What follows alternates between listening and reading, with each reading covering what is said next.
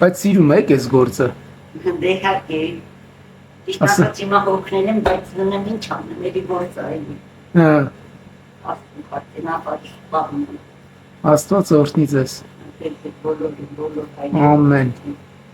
Մեր ման, այսօր իմ ծորմիկի վերջին ռանգ։ Շնորհավոր։ Այսօր երրորդ մահացվեց, մի ծորմիկս բանակում հա։ Հա, բարի ծառայություն, բարի վերադարձ։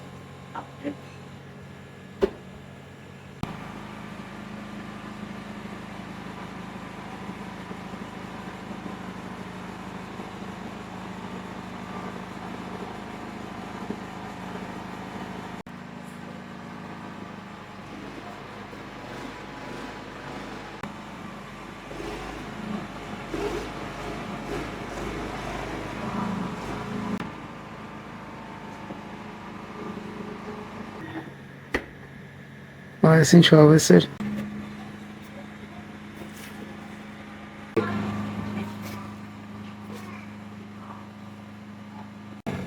Բայց այս մեր ավանդույթները չեն պահպանում, չէ՞, օրինակ այս թոնրի մեջ թխելը։ Բայ շտիրում եմ, մեկ բար փախնում եմ։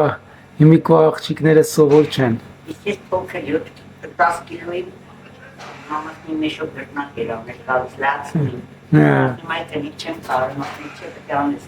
Շատ երեխային։ Հա։ Դե ձեր սերունդը դժվարություններին սովորել է, այս սերունդը սովոր չի դժվարություններին։ Հա, ես ամեն ինչ արել եմ։ Յանք։ Հա։ Կախանել եմ արել, գնեի համար կարողություններին աշխատում էին շորեյա։ Վայ։ Հավել պամիդորի շատ։ Երեխային 27 կիլո է քաշս։ Հա։ Չէին թողնել, փախնում գնում, բայց պարտադառնում եմ ստանում։ Աշխատասեր եք եղել էլի։ Ու մինչև հիմա մնացել է դա։ Սա էլ աշխատասիրության արդյունքն է։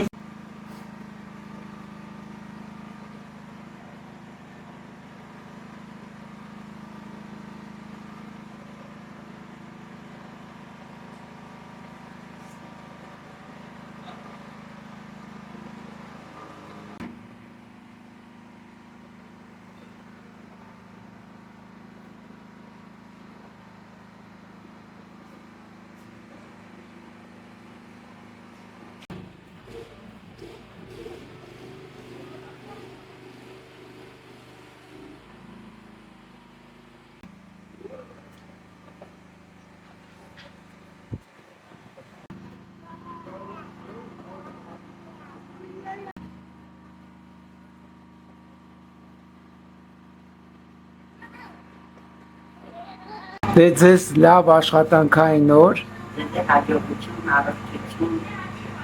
դատաբաներ։ Մերսի շատ։ Հաջողություն ձեզ։ Լավ մնացեք։ Տատիկի ձեռքով թխված թոնրի հացի բույրն այնքան հարազատ է, որ մի պահ մոռանում ես ժամանակն ու տարեթիվը։ Այս տեսարանը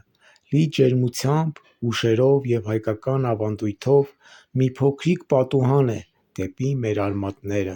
Թոնրի առաջ ծխացած աչքեր, կրակի բոցով տաքացած ձեռքեր ու անուշ հացի բույր։ Սրանք պարզապես կենցաղ չեն, այլ պատմություն, որ պետք է պահել ու փոխանցել։ Եթե դու էլ զգացիր այդ հուշը, բաժանորդագրվիր, որ շարունակենք պահել այս ջերմ հայկական պահերը։ Իսկ մեկնաբանություններում պատմիր, երբ վերջին անգամ թոնրի հաց ես ճաշակել ու ում ձեռքերից է ամենահամովը եղել։